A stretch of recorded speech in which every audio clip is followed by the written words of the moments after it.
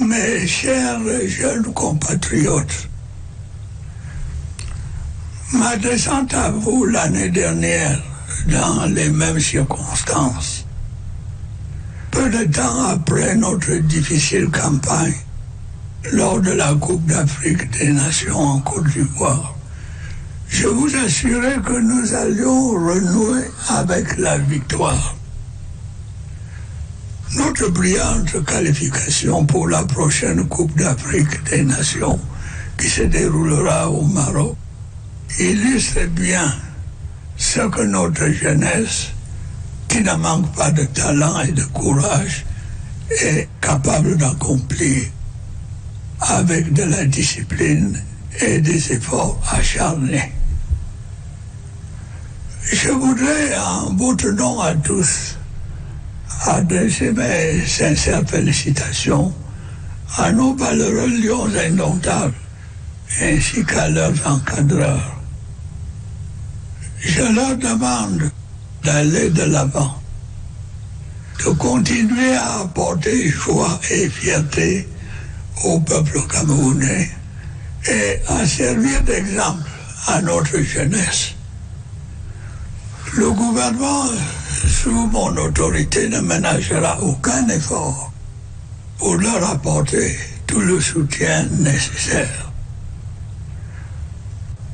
Il me semble toutefois opportun de souligner que la dynamique positive dont nous nous félicitons aujourd'hui n'apportera tous les fruits espérés que si la concorde, la solidarité et l'esprit d'équipe règnent au sein et autour de celle-ci. J'en appelle à cet égard au sens des responsabilités de tous les acteurs. Mes chers jeunes compatriotes, l'année qui commence s'annonce pleine de défis pour notre pays, pour notre peuple, pour notre jeunesse.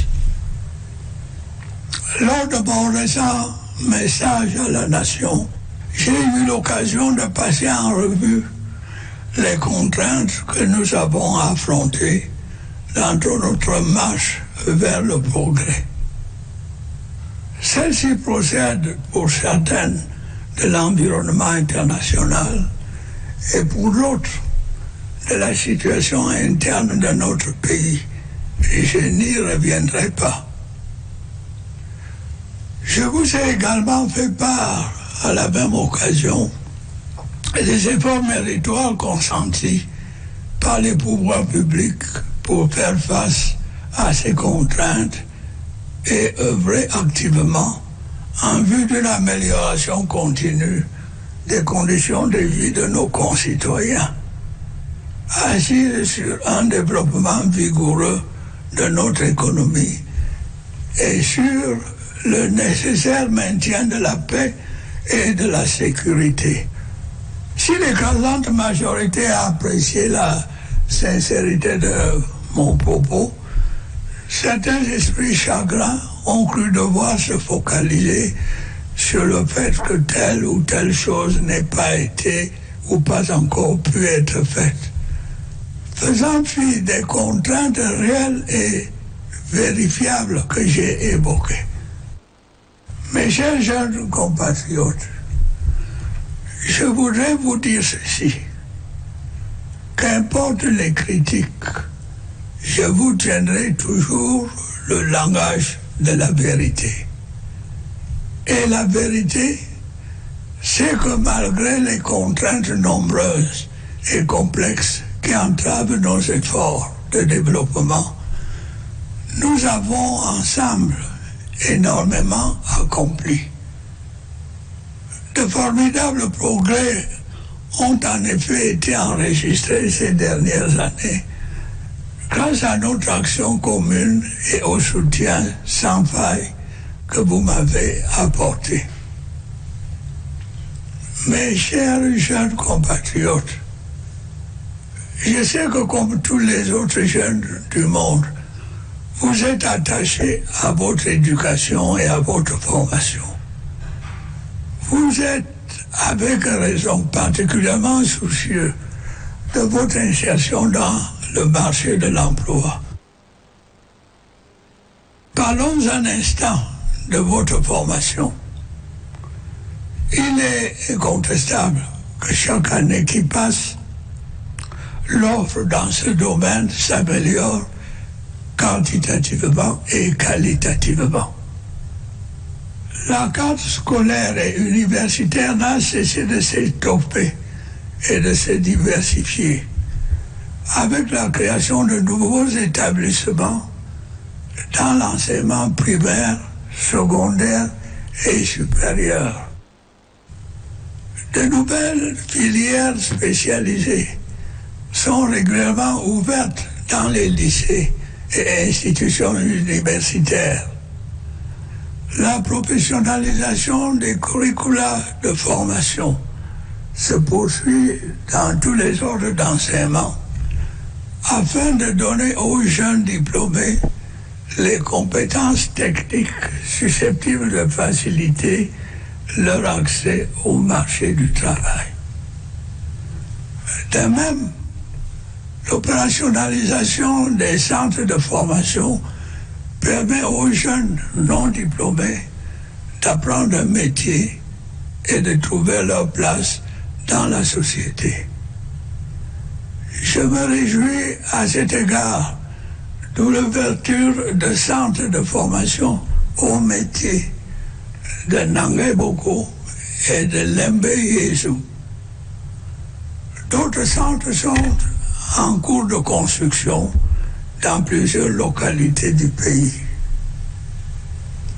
J'ai également instruit le gouvernement d'accélérer la mise en place des bureaux d'emploi municipaux en vue d'un encadrement optimal des jeunes demandeurs d'emploi.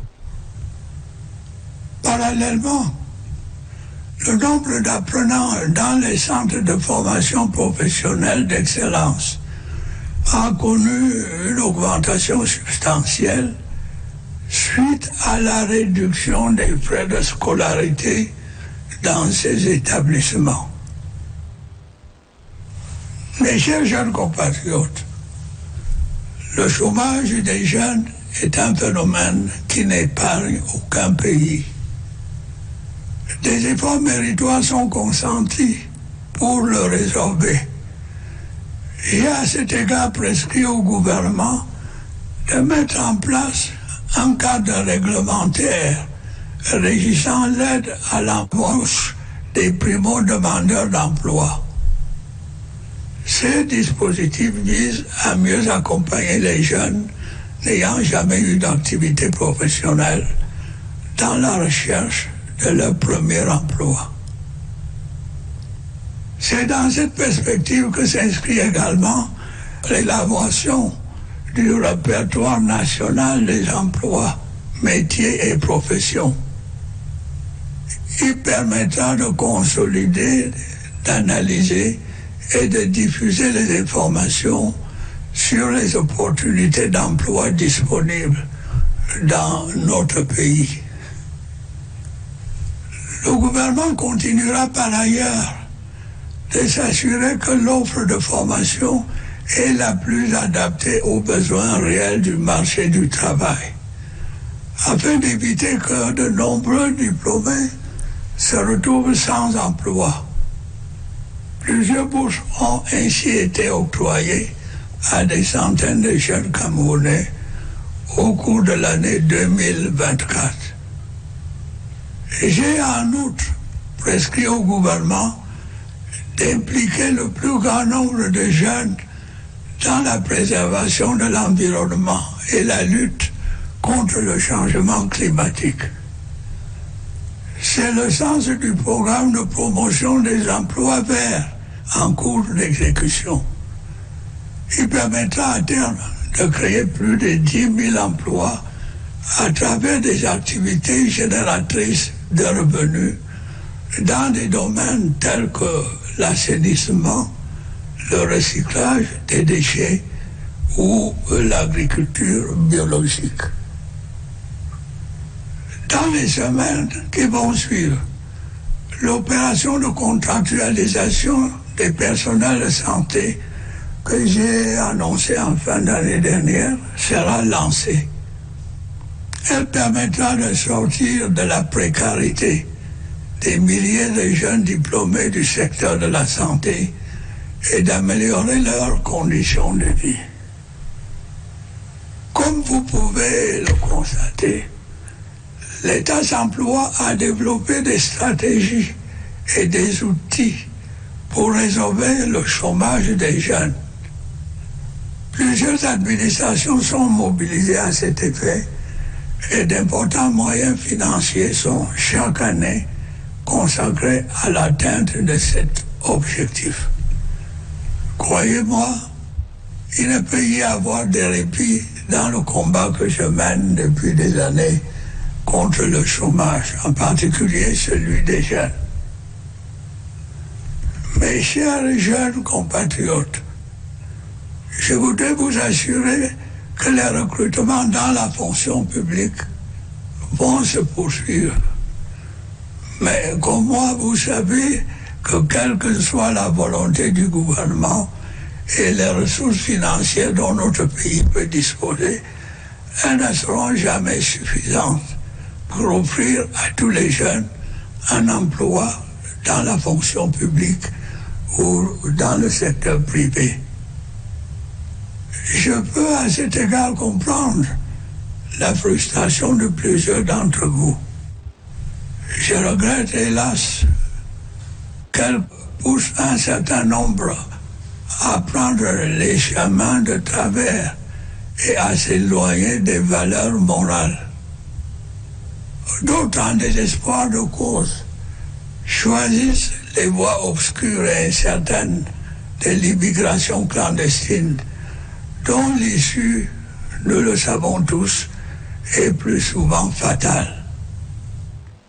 Pourtant, l'emploi salarié, et vous le savez, n'est pas le seul moyen d'insertion dans le marché du travail. Il existe d'autres voies. Je vous exhorte une fois de plus à saisir les opportunités qu'offrent les domaines tels que l'agriculture ou l'élevage. Le parcours de Samuel Tony Obama Ikwe, qui a créé une industrie agricole, ou encore du jeune Tata Bakari, aujourd'hui à la tête d'un important complexe fermier, devrait vous inspirer.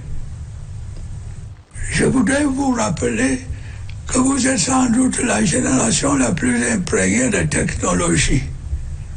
Servez-vous donc des atouts qu'offre le numérique pour développer l'auto-emploi et relever les défis de votre époque. Je souhaite également vous encourager à intégrer le programme de réarmement moral, civique et entrepreneurial que le gouvernement a mis en place pour renforcer votre participation citoyenne. Mes chers jeunes compatriotes, je comprends votre souhait légitime de voir vos rêves se réaliser et vos conditions de vie s'améliorer. Il est tout à fait naturel que vous attendiez du gouvernement des solutions appropriées aux préoccupations qui vous concernent et qui sont essentielles à votre épanouissement. Cette année encore se tiendront dans notre pays d'importantes échéances électorales. Ce sera l'occasion pour ceux d'entre vous qui remplissent les conditions légales d'exercer librement leurs devoirs citoyens. Il vous appartiendra, le moment venu, de faire votre choix en toute responsabilité, dans le calme et la sérénité. Je vous demande donc de ne pas prêter l'oreille aux sirènes du chaos que font retentir certains irresponsables. Ne les laissez pas se servir de vous pour assouvir leur dessein pernicieux, à savoir créer le désordre dans notre cher et beau pays. Ne vous laissez pas non plus endormir par les promesses fallacieuses et pour la plupart irréalisables qu'ils essaient de vous vendre. Pour ma part, j'ai pu vous assurer que je continuerai d'être à vos côtés pour relever les défis auxquels vous êtes confrontés.